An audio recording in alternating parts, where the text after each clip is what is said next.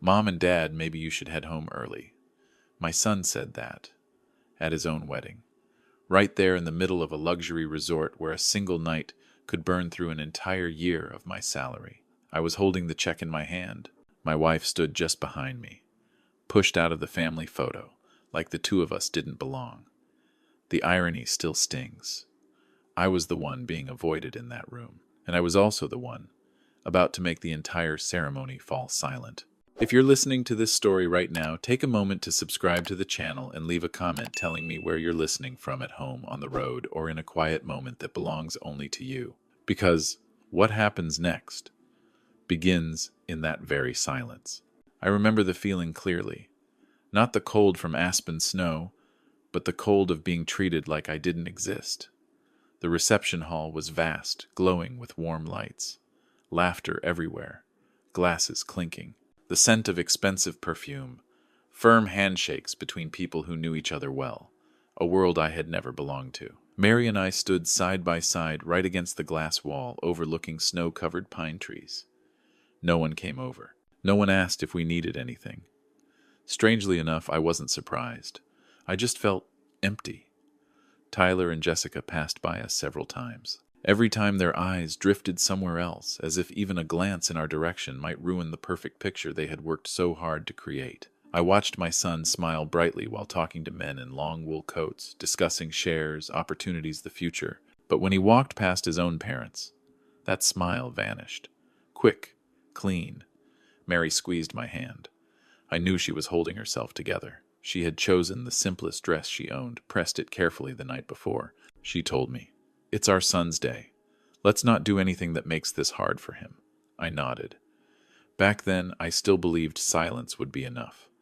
But that silence didn't last. Eleanor Sterling appeared in front of us, as if she had been waiting. Her eyes traveled slowly over me, stopping at my old leather shoes, the ones I wear to every important occasion.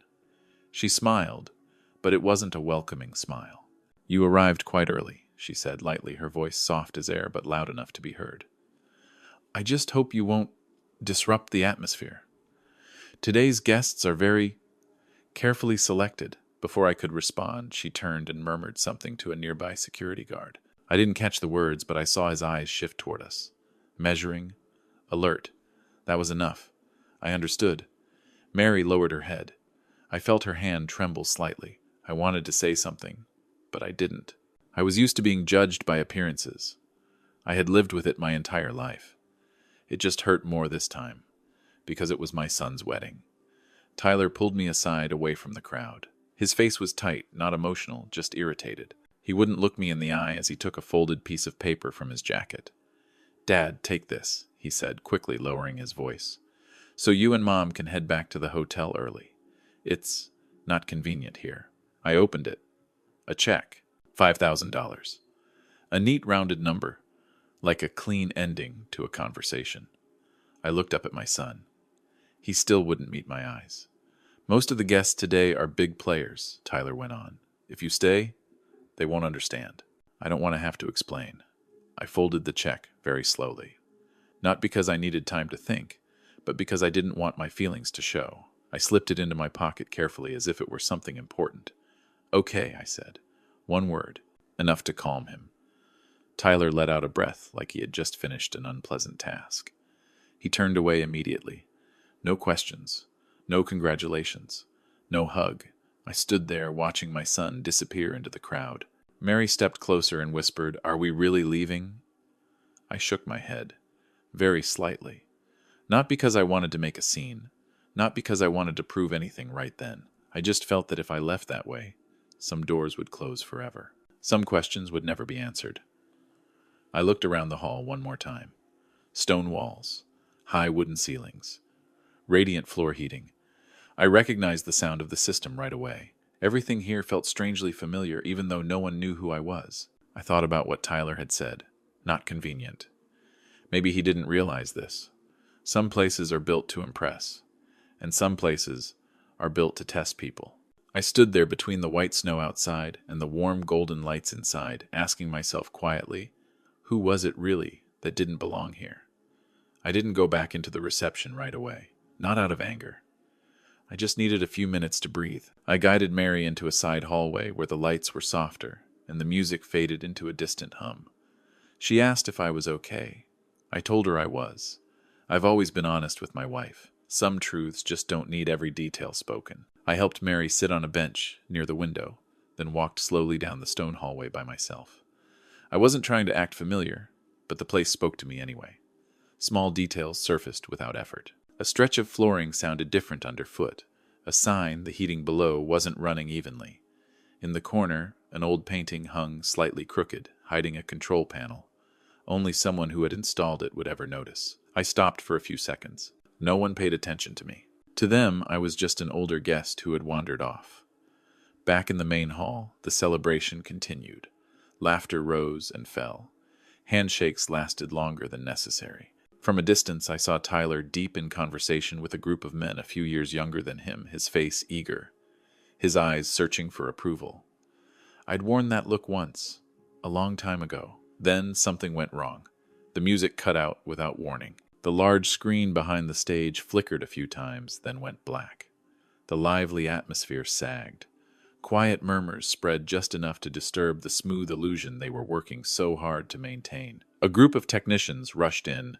They leaned over the equipment, whispering tension written all over their faces.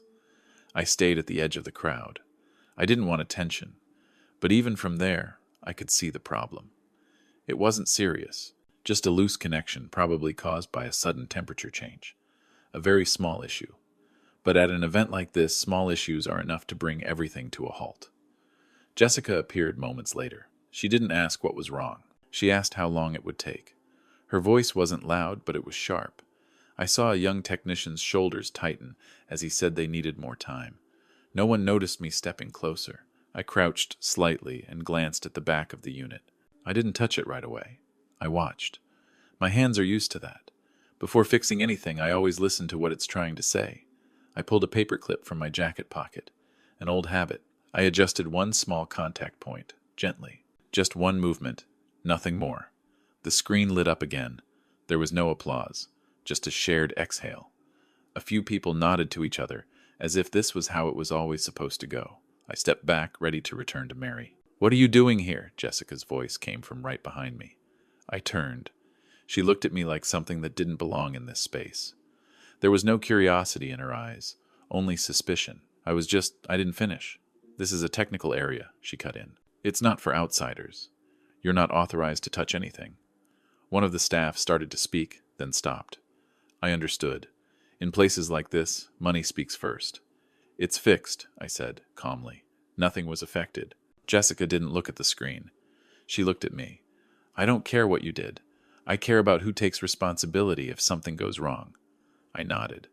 "Then you can rest easy." She signaled for security to step closer. Not to escort me out, just to remind me I was being watched. I turned away without another word. I've learned when to step back. When I returned to Mary, she was standing near a group of people I didn't know. They were taking photos. Mary stood at the edge, trying to smile. Then someone whispered something. Mary stepped back. The frame closed. She was edged out, gently but firmly. I saw her shoulders sink. I walked over and placed a hand on her back. Mary didn't cry out loud. She just turned her face away and quickly wiped the corner of her eye. In that moment, something inside me was touched. Not anger, a deep, quiet disappointment. "Let's step outside for a bit," I said.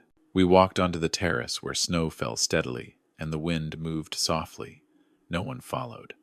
In that white glow, the resort looked different. Less polished, more real. Mary spoke quietly. "Maybe we shouldn't stay." I stared into the open space ahead. I thought about the check in my pocket. I thought about the way Tyler turned his back. I thought about the look in Jessica's eyes, like I was a hidden threat. "Not yet," I said. "Not now." Mary didn't ask anything else. She's always trusted me in the quietest way. I knew it then. From the moment I adjusted that tiny connection, things had already begun to shift. No one noticed. But important things usually start that way, silently, without noise. And I also knew this.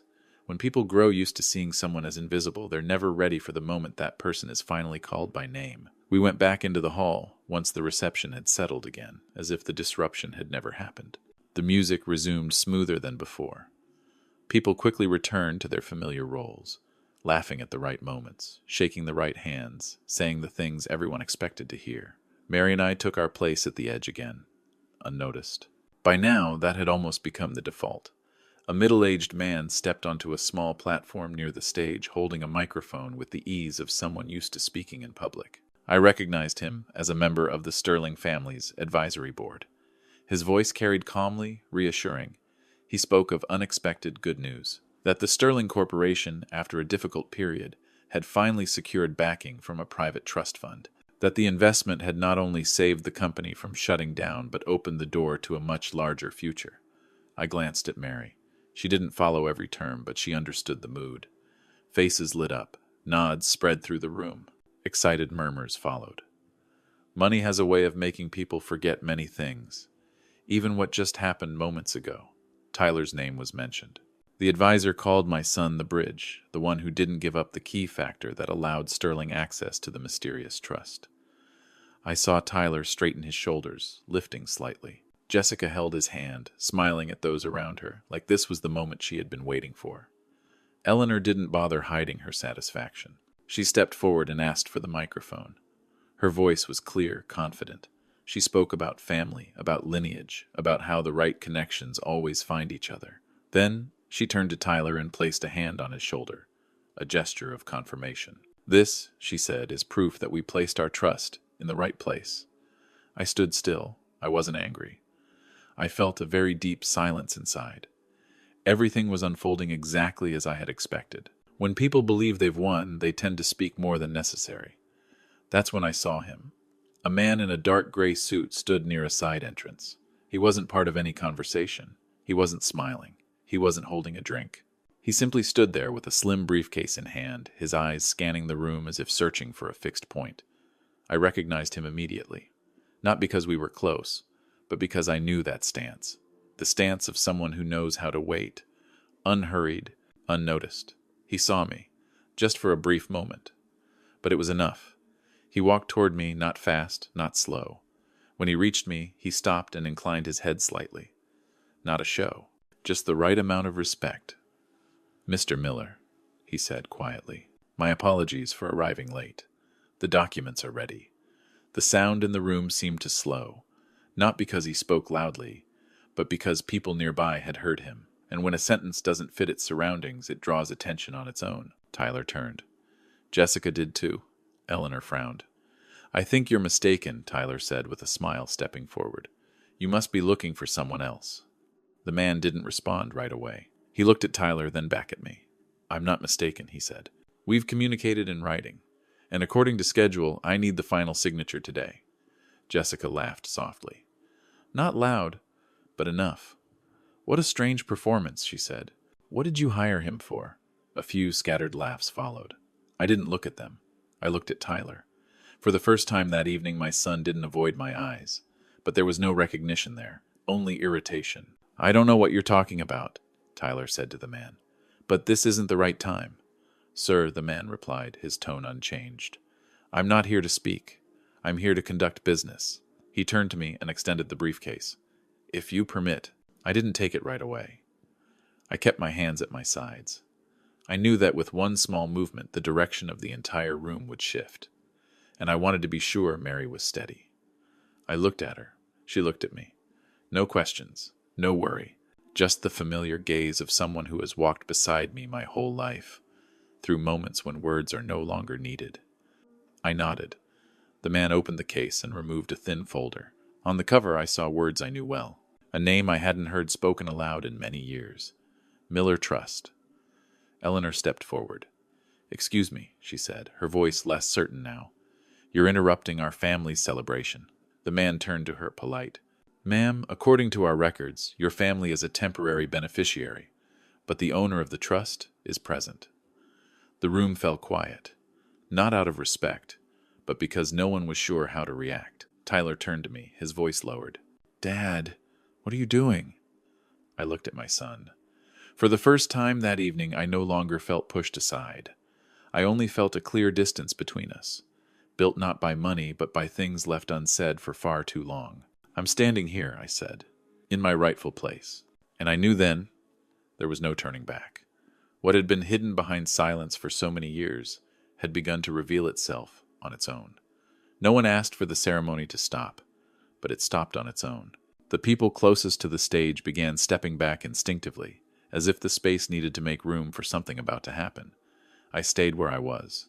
The man with the briefcase did too. Only Tyler kept looking around, searching for something familiar to lean on. But there was no one left willing to stand beside him now. The host walked onto the stage.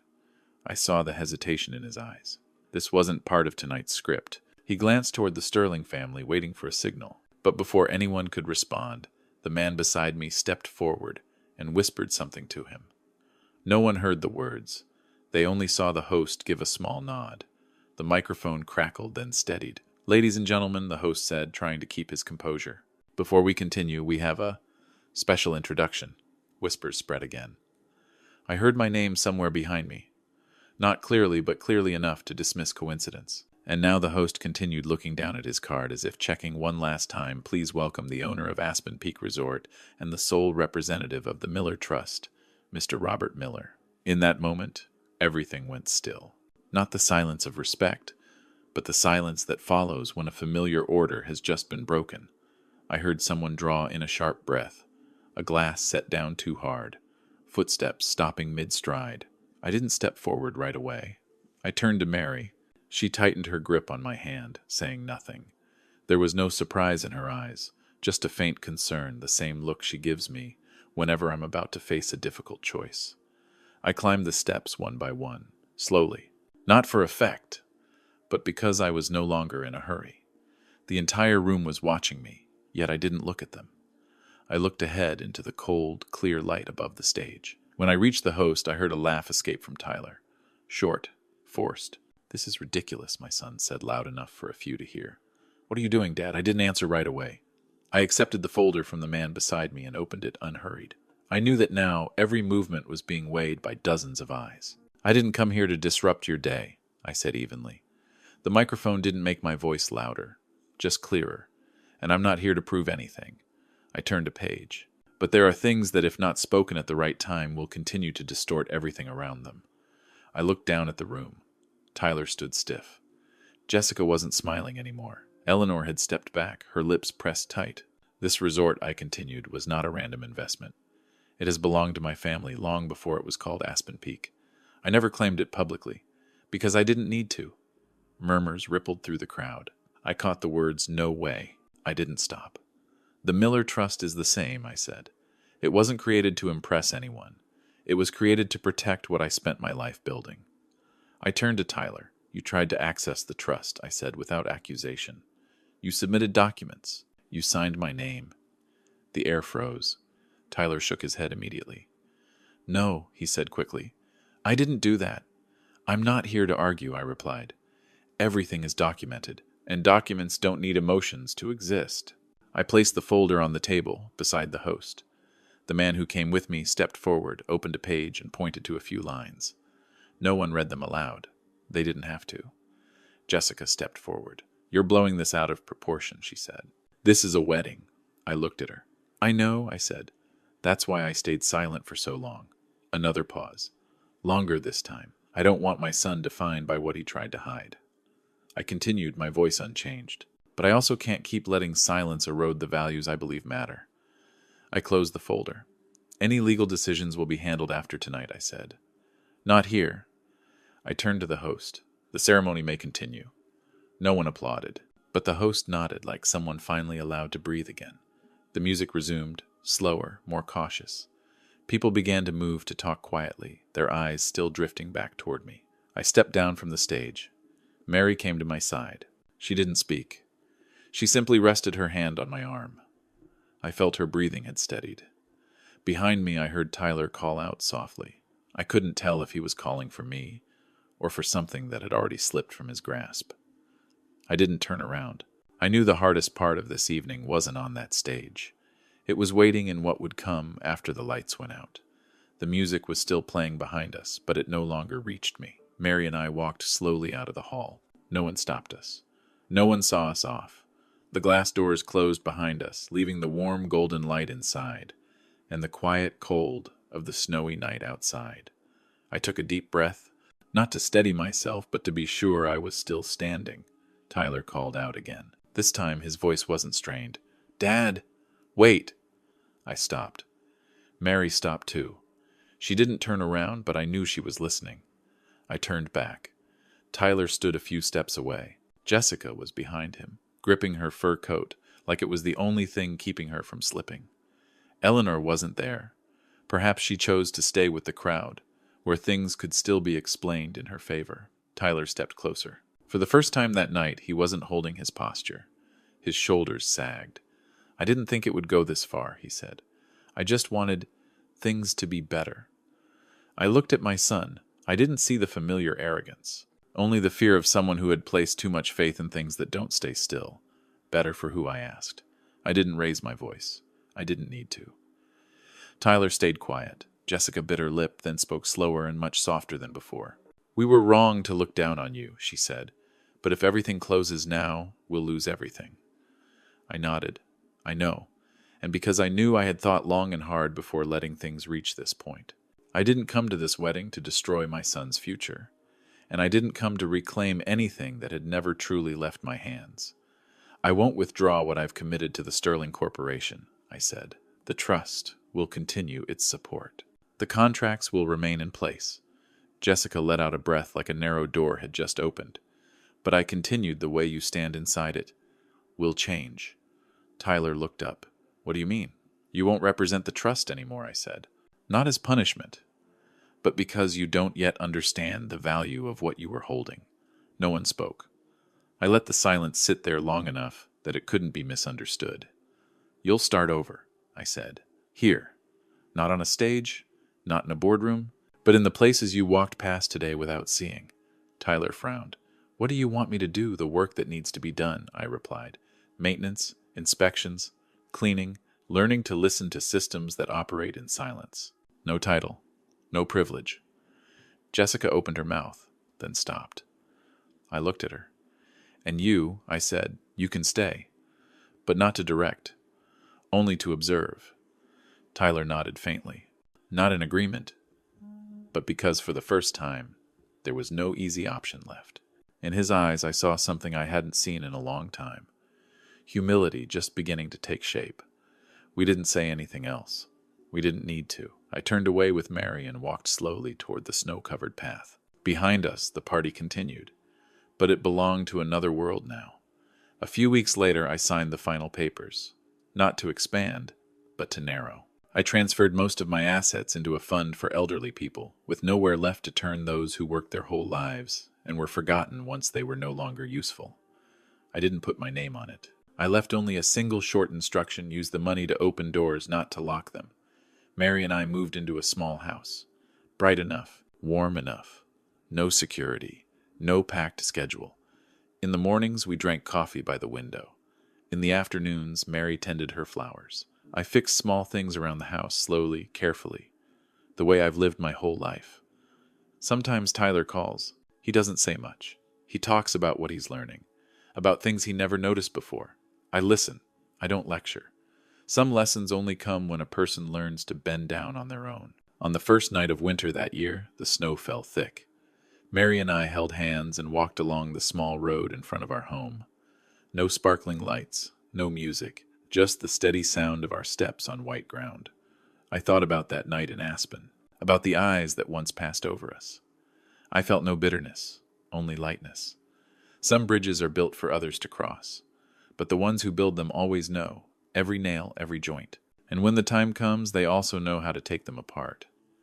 Not to make anyone fall, but to remind us that every road begins with respect. I squeezed Mary's hand. She smiled, and this time the silence between us wasn't cold anymore. If you've walked with me to the very end of this story, thank you for listening with patience and understanding. If this story made you think, please like, subscribe, and share, so real stories like this can continue to be told and reach more people. The message I want to leave you with is simple. A person's value isn't defined by where they stand, but by what they've quietly built. Never look down on those walking slowly behind you, because they may be the very ones who cleared the path you're walking on today. Thank you for being here.